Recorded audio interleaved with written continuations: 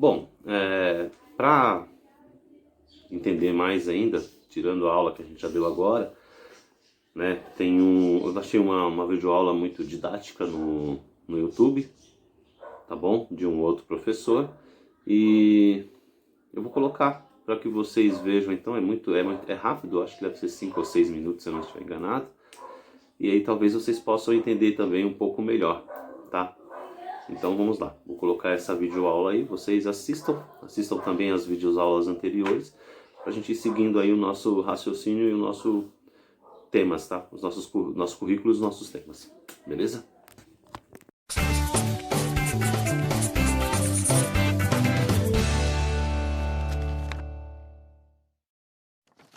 Oi pessoal, bem-vindos a mais um Quer Que Desenhe. Aqui a gente constrói junto com você mapas mentais para fixar os conteúdos das matérias da forma mais clara e explicadinha possível. Você pode baixar o mapa que nós vamos construir aqui no vídeo a qualquer momento. Basta você clicar no link da bio. Aproveita para se inscrever no nosso canal e fica atento, porque no final vai rolar um link para você assinar o Descomplica com aquele desconto esperto. Então, vamos lá? A Inglaterra passou muito tempo governada pela dinastia Tudor, principalmente com o rei Henrique VIII e a filha dele, a rainha Elizabeth I, que foram os dois principais monarcas Tudor. Nesse período, aconteceu a Revolução Anglicana, que iniciou um processo de conversão das antigas terras feudais, muitas das quais tinham pertencido à Igreja Católica, em propriedades privadas. Esse processo foi conhecido como cercamento dos campos e possibilitou uma série de arrendamentos, que por sua vez eram vendidos aos burgueses e que incorporaram essas propriedades ao sistema capitalista de produção.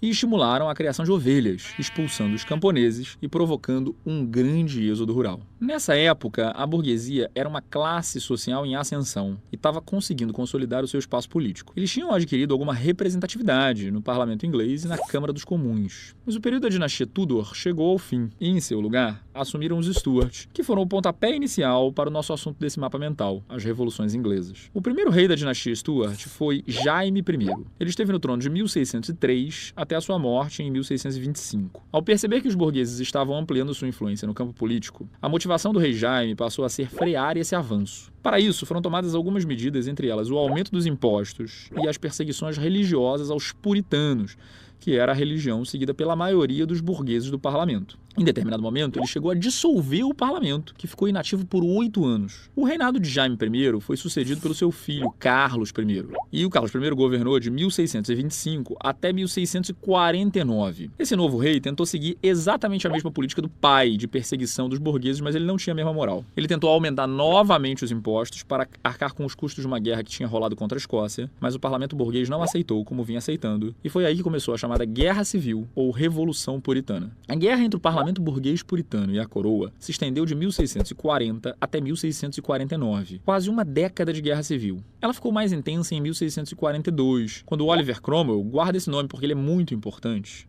um líder puritano, convocou a base da pequena burguesia e dos camponeses para formar o New Model Army, também conhecido como Exército de Novo Tipo em português. O exército ficou também conhecido como Exército dos Cabeça Redonda, porque eles se recusavam a usar perucas, que era um tipo comum, né, de adereço da nobreza. Nesse contexto, destacaram-se os diggers e os levelers, os cavadores e os niveladores, que se caracterizavam por sua radicalidade política. No caso dos diggers, os cavadores, o ideal era a reforma agrária. Já os levelers, os niveladores, levantavam a bandeira da igualdade de direitos entre todos os cidadãos, né, o sufrágio universal. Com esse exército, a burguesia conseguiu esmagar as forças da coroa e a Guerra Civil terminou em 1649 com o rei Carlos I decapitado, perdeu a cabeça e proclamou-se a República nesse mesmo ano de 1649. O Cromwell, como grande líder da Revolução Puritana, assumiu o poder com o título de Lorde Protetor da República, em inglês a Commonwealth, e iniciou seu governo com várias medidas que favoreciam a burguesia, como os chamados Atos de Navegação, aprovados em 1651, que restringiam o transporte de produtos ingleses apenas a navios da própria Inglaterra, favorecendo a construção de um mercado interno no país.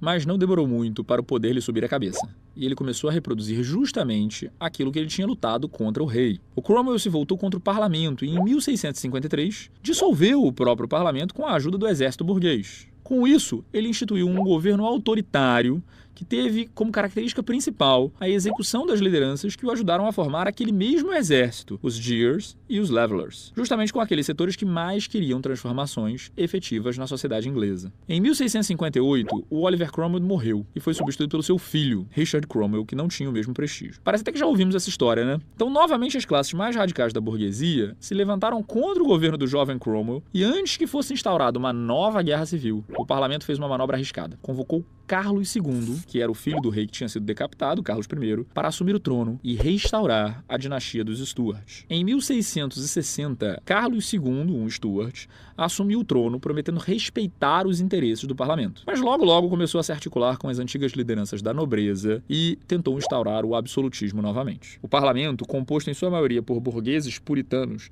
se viu novamente vítima do autoritarismo. O rei dissolveu o parlamento e reinou sozinho até 1685, no ano de sua morte. Com a morte de Carlos II, quem assumiu o trono foi seu irmão, Jaime II, que tentou dar seguimento às mesmas ações, principalmente no que diz respeito ao absolutismo. Mas a história se repete, e de novo, o parlamento foi rápido em outra manobra política para tirar o monarca do poder, dessa vez evitando conflitos armados. E foi aqui que começou a Revolução Gloriosa, que recebeu esse nome justamente por não ter tido derramamento de sangue nem morte. A estratégia do parlamento foi convocar a filha do então rei, Jaime II. Sua filha Maria II era casada com Guilherme de Orange, o governador dos Países Baixos, hoje a Holanda. A ideia era de que juntos o casal pudesse assumir o trono da Inglaterra. E foi assim que, em 1688, Guilherme de Orange invadiu a Inglaterra para depor Jaime II e apoiar o parlamento. Jaime II, sem defesa alguma, fugiu para a França e Guilherme de Orange assumiu o trono como Guilherme II. E essa foi a Revolução Gloriosa. O parlamento, então, estabeleceu uma série de novas diretrizes para os reis. E ambos, Guilherme e Maria, tiveram que se comprometer com a chamada Declaração dos Direitos de 1689, a Bill of Rights. Essa declaração limitava a ação dos reis de modo a impedir qualquer retorno ao absolutismo. Os reis passaram a ter o poder restrito e o poder de decisão política se concentrou no parlamento, formando assim uma monarquia